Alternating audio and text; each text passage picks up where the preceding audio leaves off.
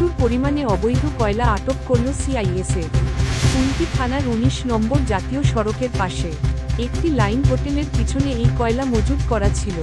চারিদিকে আড়াল করে রাখা হয়েছিল। কয়লা মজুত থাকার কথা সিআইএসএফ জানতে পেরে ওই এলাকায় অভিযান চালাতেই মিলে প্রায় ৫০০ টন মজুত কয়লা।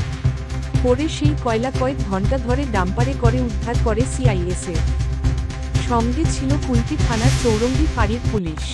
একটি হোটেলের পিছনে এত পরিমাণ কয়লা কেন মজুত রাখা হয়েছিল, কোথা থেকেই বা এই কয়লা এল, তার খোঁজ চালাচ্ছে সিআইএসএফের উদ্ধারকারী দল।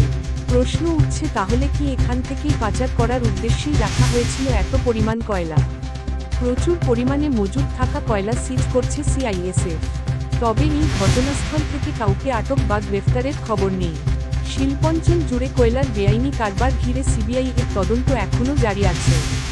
এই কয়লা কাণ্ডে সিবিআই এর চার্জশিটে রয়েছে কয়লা পাচারের রাঘব বোয়ালদের নাম। আসানসোল সিবিআই আদালতে চলছে কয়লা পাচার মামলা।